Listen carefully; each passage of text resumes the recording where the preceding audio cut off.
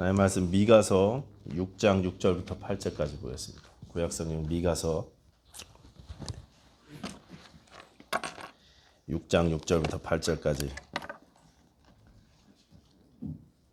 제가 읽겠습니다. 내가 무엇을 가지고 여호와 앞에 나아가며 높으신 하나님께 경배할까?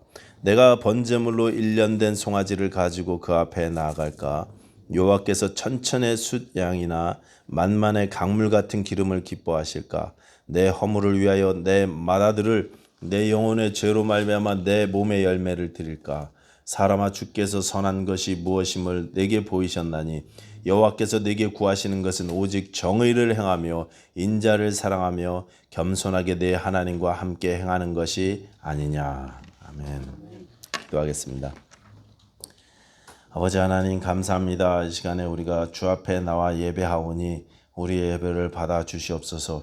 우리 기도를 듣기 원하시고 또 좋은 것 주시기를 원하시는 하나님께서 이 시간에 역사하여 주시사 우리 가운데 하나님 소원을 들어주시고 응답하여 주시고 또 우리에게 말씀하여 주셔서 기쁨이 충만하여 돌아가는 귀한 시간 될 수 있도록 역사하여 주시옵소서. 감사드리며 예수님 이름으로 기도하였습니다. 아멘. 지난주에 하나님께서는 아브라함에게 아들을 바치라고 명령하셨고 또 아브라함은 그 말씀에 순종했습니다. 내 아들, 내 사랑하는 아들, 내 외아들 이삭을 데리고 가서 그를 번제로 드려라, 그렇게 명령을 주셨는데 아브라함이 순종했어요. 하나님께서는 아브라함의 칼을 막으시고 멈춰 세우시고 그리고 그때 당신의 위대한 사랑과 은혜를 계시해 보여주셨습니다. 이것이 아브라함의 삶의 결론이었다라고 지난주에 말씀드렸습니다. 그래서 이제 아브라함아 아브라함아라고 부르신 그 순간이 아브라함 개인에게는 가장 중요한 순간이었고 아브라함 개인에게 뿐만 아니라 오고 오는 세대에 아브라함을 믿음의 조상으로 삼는 아브라함의 믿음을 그대로 이어받은 모든 성도들에게 가장 중요한 메시지를 주셨던 순간이라고 말씀드렸습니다. 성경은 계속적으로 일관되게 하나님께서 세상을 사랑하셔서 당신의 사랑하시는 독생자를 주셨고 그리고 그 독생자를 통해서 세상을 구원하셨다고 말씀하고 있습니다. 예수님께서는 말씀하시기를 율법과 선지자들과 시편이 다 이 말씀을, 이 이야기를 하고 있다고 그렇게 말씀하셨습니다. 이 독생자가 구원 역사의 중심입니다. 하나님께서 사랑하시는 하나님의 외아들, 하나님의 독자가 우리 신앙의 중심이고 우리 삶의 중심입니다. 우리의 소망 되시고 우리의 기쁨 되시고 우리의 능력 되시고 우리 생명의 근원 되시는 분이 바로 이분이십니다. 예수 그리스도십니다. 오늘 본문 미가서도 그 이야기를 하고 있습니다. 우리에게 익숙한 본문이 이제 이 미가서 이 말씀이지만 다시 한번 이 말씀을 여러분 깊이 한번 생각해 보시는 그런 시간 됐으면 좋겠습니다. 자, 오늘 이 미가서 6장 6절부터 8절까지는 선지자가 온 인류에게 가장 중요한 질문을 한 가지 던지면서 그렇게 시작하고 있어요. 무슨 질문을 던지느냐? 6절입니다. 여러분 6절 다 같이 한번 읽어보겠습니다. 미가서 6장 6절 시작. 내가 무엇을 가지고 여호와 앞에 나아가며 높으신 하나님께 경배할까? 내가 번제물로 1년 된 송아지를 가지고 그 앞에 나아갈까? 자, 6절의 앞부분이 이 질문이죠. 내가 무엇을 가지고 여호와 앞에 나아가며 높으신 하나님을 경배할까? 여러분 이 질문이요, 인생에서 가장 중요한 질문입니다. 내가 무엇으로 하나님께 나아갈 수 있을까? 무엇으로 하나님을 예배할 수 있을까? 보통 이 하나님께 나아간다는 말은요, 하나님 앞에 나아가서 그분을 예배한다는 표현인데 그 하나님 앞에, 그러니까 앞에 선다는 이런 뜻은 하나님과 나와 관계를 맺는다는 그런 표시입니다. 내가 어떻게 하나님과 올바른 관계를 맺을 수 있을까? 내가 어떻게 하나님과 올바른 관계를 맺어서 예배 받으실 그분을 온전히 예배할 수 있을까? 우리가 어떻게 무엇으로 하나님과 올바른 관계를 맺을 수 있습니까, 여러분? 어떻게 하나님과 올바른 관계를 맺을 수 있습니까? 보통 현대인들은 예수님을 믿지 않아도 하나님은 믿는다 그렇게 이야기합니다. 이 우주를 창조하신 절대자가 있다는 사실은요, 부인하지 않습니다. 거의 많은 사람들이 절대적인 어떤 힘을 믿어요. 여러분 이 우주를 한번 생각해 보십시오. 요즘엔 사람들이 과학이 발전해서 로켓을 쏘아 올려갖고 막 태양계 다른 행성에도 가고 별에도 가고 또 소행성 바위돌에도 막 별을 착륙시켰고 위성을 착륙시켜서 거기서 막 신호로 이렇게 지구로 보내고 그래서 막 연구를 하지 않습니까? 그런데 기술과 과학이 아무리 발전하고 진보했어도 그래서 우주선을 보내서 직접 관측을 하는 그런 세상이 되었어도 사람이 우리 은하에서는요 탐색할 수 있는 범위가요 이 태양계 안에 제한되어 있어요. 태양계는 우리 은하계에서 먼지만큼 작습니다. 그런데 그 어마어마한 우주, 우리 은하계도 또 이 어마어마한 우주에서는 또 먼지만큼 작아요. 이 큰 우주가 일사불란하게 질서 있게 움직이면서 존재하는 이 모습을 보면서 누구라도 하나님이 존재하신다는 사실을 부인할 수가 없습니다. 장세로부터 그의 보이지 아니하는 것들고 그의 영원하신 능력과 신성이 그 만드신 만물에 분명히 보여 알게 되나니 그러므로 저희가 핑계치 못할지니라. 로마서 1장 말씀이죠. 이 우주를 보면서 저 산과 강과 바다와 나무와 꽃들을 보면서 하나님은 우리가 생각할 수밖에 없다는 거예요. 사람이 이렇게 만들 수 없다는 것입니다. 그래서 미국인들 가운데 예수는 안 믿어도 95% 정도는 다 하나님의 존재를 믿는다 이렇게 고백한다 그래요. 5% 정도만 이 세상이 그냥 죽으면 끝이다. 무신론자들, 하나님은 없다 이렇게 생각한다고 합니다. 그런데 이 하나님을 믿는다는 95%의 사람들 가운데 대부분이 어떤 하나님을 믿습니까? 나와는 상관없는 그런 하나님을 믿습니다. 어떤 능력의 존재로는 믿는데 그 능력이 나와는 상관이 없어요. 나와 교제가 없어요. 인격적인 하나님이 아니기 때문에 교제가 없어요. 여러분 인격적인 하나님은 내 음성을 들으시고 나에게 말씀하세요. 그런데 그냥 절대적인 어떤 힘, 파워, 어떤 기운이기 때문에 인격적이지가 않습니다. 나와 상관이 없습니다. 그냥 하늘을 스스로 돕는 자를 돕는다 그랬으니까 내가 열심히 살면 착하게 살면 혹시 재수가 좋아서 하늘이 감동해서 혹시 나에게 좋은 일이 생길까? 내 열심과 선행을 보시고 혹시 나를 축복해 주실까? 그런 어떤 능력이나 기운으로 생각하는데 그 능력이 그 절대자가 평상시에 나하고는요 아무런 관계가 없습니다. 교제가 없습니다. 내 마음속에 나름대로 하나님의 이미지를 그려놓고 성경이 계시해 주시고 성경이 알려주시는 하나님이 아니라 내 상상과 내 가치관을 통해서 만들어진 내가 만든 나의 하나님을 섬기고 있더라는 거죠. 내가 만든 나의 하나님을 믿고 있더라는 것입니다. 그렇기 때문에 오늘 본문의 미가 선지자가 내가 어떻게 하나님 앞에 나아갈까 하는 이 질문은요. 보통 그냥 하나님을 안다는 사람들, 하나님을 나도 믿는다는 사람들은 할 수 없는 질문입니다. 나도 하나님이 계시면 믿어 이렇게 이야기하는 사람들은 이 질문을 할 수 없습니다. 오직 하나님을 인격적으로 나의 하나님으로 아는 사람들만 할 수 있는 질문인 것입니다. 그래서 8절로 건너뛰어서 잠깐 보면 8절 뒤에 하나님을 네 하나님이라고 그렇게 표현하고 있어요. 너의 하나님. 여러분 하나님이 나의 하나님이십니까? 하나님이 나의 아버지인 거 맞습니까? 하나님이 여러분의 좋으신 아버지 되십니까? 이 질문에 아멘이라고 대답할 수 있는 사람만 다시 이 질문을 할 수 있어요. 미가는 6절에 이 질문을 던져놓고 이제 대답을 하기 시작합니다. 첫 번째는 6절 뒷부분하고 7절 앞부분인데요. 제가 읽겠습니다. 내가 번제물로 1년 된 송아지를 가지고 그 앞에 나아갈까? 여호와께서 천천의 숫 양이나 만만의 강물 같은 기름을 기뻐하실까? 내가 하나님과 교제를 맺는데 아주 순전한 모세 율법에 그런 규정된 그런 예물을 갖다가 번제로 드리면 아니면 기름을 갖다가 아주 감람유를 예배 때 아주 좋은 귀한 기름을 쓰는데 그 귀한 기름을 강물같이 갖다 바치면 그 어마어마한 양을 갖다 바치면 하나님이 기뻐 받으실까?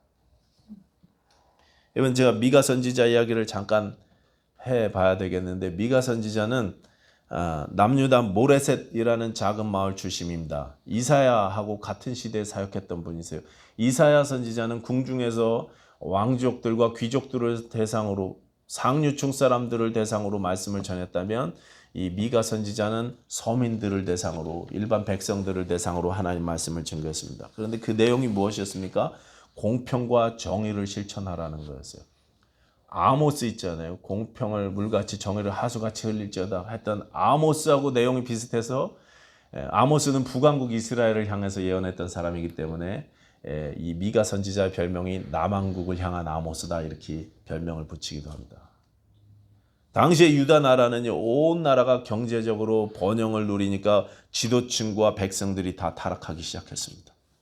돈과 재물과 쾌락을 추구하면서 신앙이 무너졌습니다. 사회가 죄로 망가지기 시작했습니다. 그들을 향해서 신랄하게 하나님의 경고의 말씀을 외쳤던 자가 미가 선지자였습니다. 정의로 행해라, 사랑으로 행해라, 겸손하게 하나님과 동행해라. 물론 이분이 동시에 하나님의 은혜도 많이 선포하셨어요. 그래갖고 여러분 댁에 가셔서 미가서를 쭉 읽어보면은 거기에 우리가 아는 익숙한 은혜의 말씀들이 많이 나옵니다. 그런데 이렇게 신랄하게 유다와 이스라엘의 죄를 비판했는데 그 죄를 니네가 어떻게 다 씻을래? 이 많은 죄를, 이 사회의 죄를, 이 우리의 이 탐욕과 이 죄악을 다 어떻게 씻을 것인가? 어떻게 해결할 것인가? 어떻게 해결하고 하나님 앞에 나가서 하나님과 올바른 관계를 맺을 것인가? 그게 오늘 미가가 던지는 질문이었습니다. 어떻게 이 죄를 다 씻을래? 어떻게 다 씻을래 이거 어떻게 감당할래? 1년 된 송아지 가지고 번제물 드리면 죄가 씻어질까? 모세 율법대로 이렇게 번제물로 예배하면 되는 건가? 송아지 한 마리로 안 된다면 천천의 수양이나 만만의 강물 같은 제사의 기름을 가지고 하나님께 바치면, 많이 바치면 그러면 씻을 수 있을까? 아무리 많은 제물과 아무리 많은 귀한 기름으로 예배를 한다고 한들 하나님이 받지 않으신다는 거예요. 우리 죄를 씻을 수 없다는 것입니다. 그런 것으로 하나님께 나아갈 수 없다는 게 미가의 이야기입니다. 마음의 중심은 하나님과 멀면서 하나님과 상관없는 삶을 살면서 예배 행위만 열심히 한다고 한 1년에 한 번 대속제일에 가서 대제사장이 대신 그렇게 짐승 죽이는 피를 뿌린다고 한들 그 많은 죄와 허물을 용서받을 수 없다는 말씀인 것입니다. 내 중심이 그렇게 향하지 않는데. 두 번째는 그런 어마어마한 제물로 죄를 용서받을 수 없다면 그러면 양이 아니면 진로, 내 가장 소중한 것, 내 가장 귀한 것, 내 맏아들을 드리면 받으실까 하는 대답입니다. 많은 것으로 안 된다면 귀한 것을 드리면 어떠냐 이거죠. 7절 뒷부분입니다. 내 허물을 위하여 내 맏아들을 내 영혼의 죄로 말미암아 내 몸의 열매를 드릴까? 내 가장 귀한 소유로 내 큰아들을 속죄제 제물로 드리면 우리의 죄가 용서받을 수 있을까 하는 것입니다. 내 죄가 다른 사람에게 고통을 가져왔고 그 죄 때문에 내가 하나님 앞에 나아가지 못한다면 나도 나의 가장 큰 고통으로 갚으면 되지 않느냐는 것입니다. 아들을 바치면 되지 않겠나? 미가의 대답은 무엇입니까? No, 그것도 안 된다. 맏아들로도 안 된다는 것입니다. 내 삶의 모든 것을 다 바쳐도 안 되고 나의 가장 소중한 것을 바쳐도 안 된다는 것입니다. 그러면 뭘 말하는 것입니까? 대답은요, 불가능하다는 거예요. 우리의 죄를 씻을 수 있는 방법은 도무지 없다는 것입니다. 너의 죄의 빛은 못 갚는다. 이게 미가서가 이야기하는 것입니다. 이스라엘아, 유다야, 너의 죄와 부패가 극에 달했는데 이 죄는 그 무엇으로도 씻을 수 없다. 그러면 어떻게 해야 되나? 8절 말씀이죠.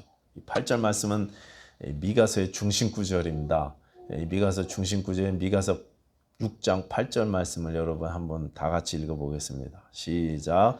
사람아 주께서 선한 것이 무엇임을 내게 보이셨나니 여호와께서 내게 구하시는 것은 오직 정의를 행하며 인자를 사랑하며 겸손하게 내 하나님과 함께 행하는 것이 아니냐. 자, 정의를 행하라. 인자를 그러니까 자비 베풀기를 사랑해라. 그리고 겸손하게 하나님과 동행해라 그랬습니다. 정의를 행하고 인자를 베풀고 겸손히 하나님과 동행하고. 근데 여러분 이 8절 말씀을 언뜻 보면 아주 의아하죠. 종교적인 것 같습니다. 의롭게 살아라. 의를 실천해라. 이렇게 말씀하시는 것 같아 보여요. 내 죄를 용서받기 위해서 의를 실천해라. 착하게 살아라. 이렇게 말씀하시는 것 같습니다. 그런데 만약 이렇게 가면 뭔가 잘못된다는 사실 이제 우리가 알죠. 이게 지금 잘못 가고 있죠. 이렇게 주장하면. 내 죄를 용서받기 위해서 우리가 우리의 의를 쌓는다? 이거는 성경의 가르침이 아닙니다. 이사야서는 우리의 의는 더러운 옷과 같다고 말씀하셨습니다. 이 더러운 옷이라는 말은 쓰레기 같은 옷이라는 그런 뜻입니다. 벗어버려야 될 옷입니다. 우리의 의가 그렇다는 것입니다. 그런데 오늘 본문은 마치 그런 의를 행해야 하나님 앞에 나아갈 수 있다고 말씀하시는 것 같아요.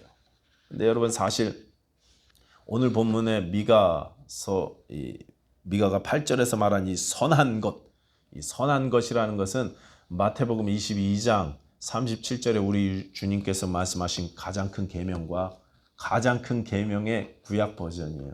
내용이 같습니다. 지상 대계명 뭐예요?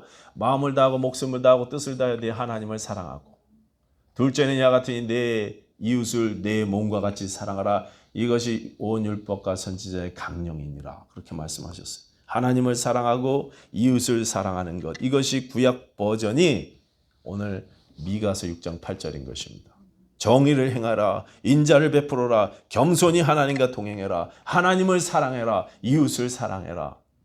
문제는 과연 우리가 이 말씀을 실천할 수 있느냐 이거예요. 하나님을 목숨을 다해서 사랑하실 수 있습니까? 사랑하고 싶죠? 아멘이라고 대답하고 싶은데 하루에도 수십 번씩 하나님을 부인하고 우상을 숭배하는 모습들이 우리의 모습입니다. 여러분, 여러분의 이웃을 내 몸처럼 사랑하실 수 있습니까? 이웃을 사랑하기커녕 내 옆에 있는 내 와이프도 사랑하지 못하는데. 맞죠, 김동훈 목자님?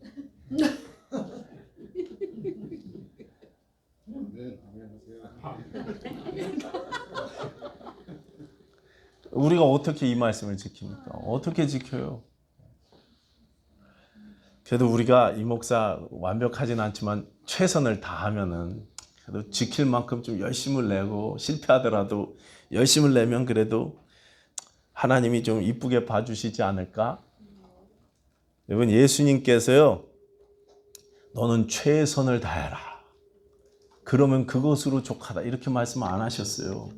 예수님 뭐라고 하셨냐면요, 하늘에 계신 너희 아버지와 아버지 온전하신 것 같이 너희도 온전해라 그랬습니다. 완벽해야 돼요. 최선 다하는 거로는 안 돼요. 온전해야 됩니다. 그렇기 때문에 8절의 요구는요, 불가능해요. 순종할 수가 없는 말씀이에요. 그럼 이 8절 말씀 왜 주시는 거예요? 어차피 지키지도 못할 말씀. 이 8절 말씀은요, 이미 하나님과 관계가 맺어진 사람들에게서 흘러나오는 열매입니다. 성령의 열매예요. 참되게 믿는 자들의 삶의 모습입니다. 딱 보여주신 거예요. 이대로 너희는 살게 될 것이다. 앞으로 너희는 이렇게 될 것이다. 주의 은혜를 받게 되면. 잘 생각해 보십시오, 여러분. 하나님께서 이스라엘 백성들을요, 애굽에서 건져내셨는데 출애굽을 먼저 시키셨습니까? 하나님의 법을 먼저 주셨습니까? 출애굽 먼저 시키셨죠. 백성 삼는 게 먼저예요. 백성 삼는 게. 백성을 먼저 삼으셨습니까? 아니면 법을 먼저 주셨어요? 백성을 삼고 나서 법을 주셨어요. 하나님은 먼저 율법을 주시고 니네 법을 잘 지키나 안 지키나 보자. 율법 잘 지키면 내가 백성 삼고 율법을 안 지키면 니네 그냥 애굽에서 노예로 계속 살아라. 이렇게 안 하셨어요. 일단 불러내서 백성 삼으신 다음에 그 다음에 지켜야 될 법을 주셨어요.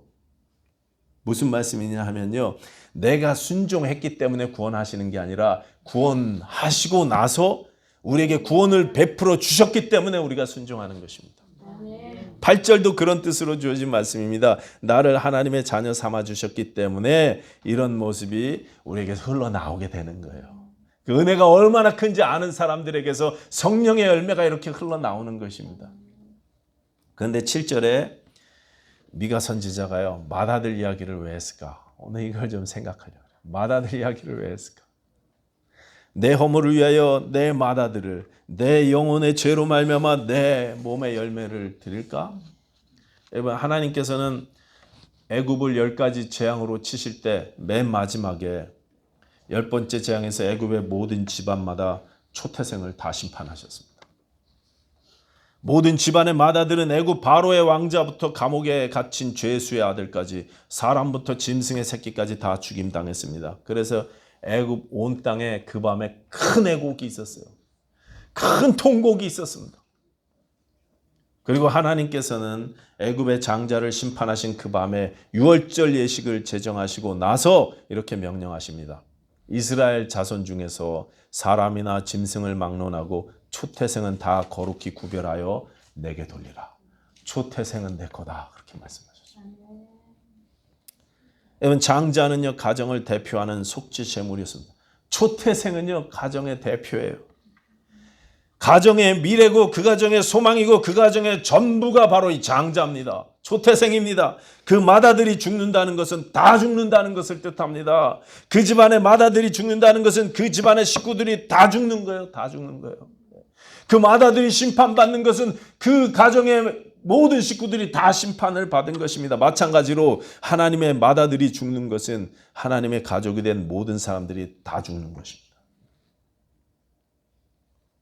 이 세상 모두가 다 죄인입니다. 모두가 다 그 밤에 애굽 사람들이 울던 그 슬픔의 피눈물을 한 사람도 빠짐없이 다 흘려야만 했습니다. 다 애곡하고 다 크게 슬피 울어야만 하는 존재들이 우리들이었습니다. 그러나 우리 하나님께서는요, 그 눈물을 대신 울으셨어요. 본인이 울으셨습니다.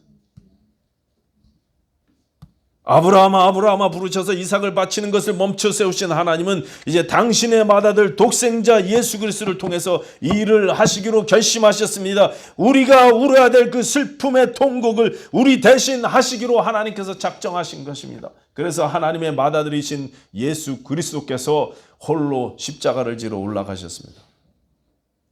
하나님께 철저히 버림받으신 채로 골고다를 향하여 십자가를 지고 우리 주님께서 올라가셨어요. 혼자 올라가셨습니다. 다른 방법으로는 속죄하실 수 없기 때문에, 다른 방법으로는 하나님 앞에 우리가 감히 설 수 없기 때문에 하나님께서는 온 세상을 위하여 당신의 장자를 허락하시고 희생시키셨습니다. 창세기 22장 11절 12절은 이렇게 되어 있습니다. 여호와의 사자가 하늘에서부터 그를 불러 이르시되 아브라함아 아브라함아 하시는지라. 아브라함이 이르되 내가 여기 있나이다 하매 사자가 이르되 그 아이에게 내 손을 대지 말라. 그에게 아무 일도 하지 말라. 내가 내 아들 내 독자까지도 내게 아끼지 아니하였으니 내가 이제야 내가 하나님을 경외하는 줄을 아노라. 다시 한번 읽어보겠습니다. 내가 내 아들 내 독자까지도 내게 아끼지 아니하였으니 내가 이제야 내가 하나님을 경외하는 줄을 아노라. 하나님께서 하신 말씀이잖아요. 이 고백이 이제 우리 입술에서 나와야 돼요. 어떻게 나와야 됩니까? 하나님께서 당신의 아들 당신의 독자까지도 내게 아끼지 아니하셨으니 이제 내가 하나님께서 나를 얼마나 사랑하시는 줄을 압니다. 이렇게 고백하셔야 돼요. 하나님께서 내 사랑을 알아주신 것처럼 나도 하나님의 사랑을 이제 알아야 돼요. 이제야 내가 하나님께서 얼마나 나를 사랑하시는 줄을 깨닫게 되었습니다 하고 고백해야 됩니다.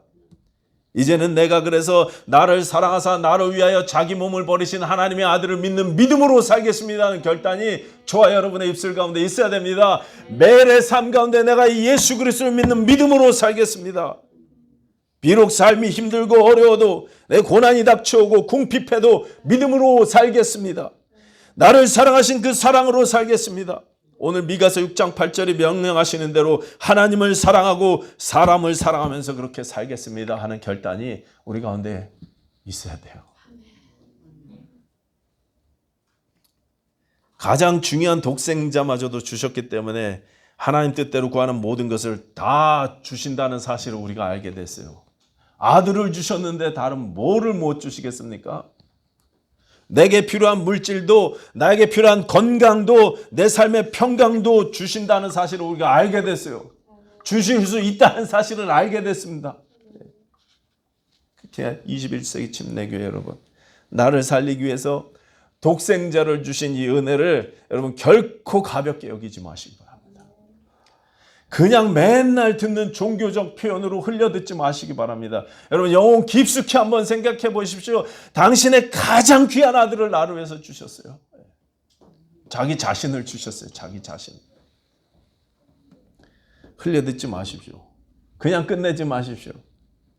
왜 나같이 허물 많고 천한 자를 사랑하시는지 도무지 그 이유를 우리가 알 수는 없지만 나를 하나님이 그토록 귀하게 여기신다는 이 사실에 매일 매순간 감사해야 될 줄로 믿습니다. 찬양해야 될 줄로 믿습니다. 그리고 하나님이 나를 그렇게 귀하게 여기셨으니 나도 나를 귀하게 여겨야 마땅합니다. 스스로를 귀하게 여기십시오.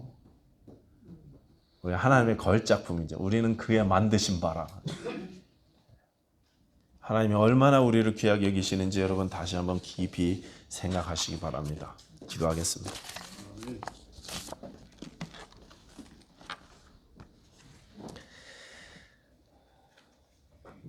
나를 사랑하사 당신의 자녀 독생자를 주셔서 당신의 자녀 삼으신 하나님의 은혜에 감사드립니다. 우리를 하나님의 가족 삼아 주셨으니 감사합니다. 하나님 이 은혜에 우리가 온전히 감사하고 참으로 감사하는 삶 살게 하여 주시옵소서. 당신을 주신 그 예수 그리스도의 사랑을 믿는 믿음으로 살아서 이 땅을 승리하게 하여 주시옵소서. 예수님 이름으로 기도하였습니다. 아멘.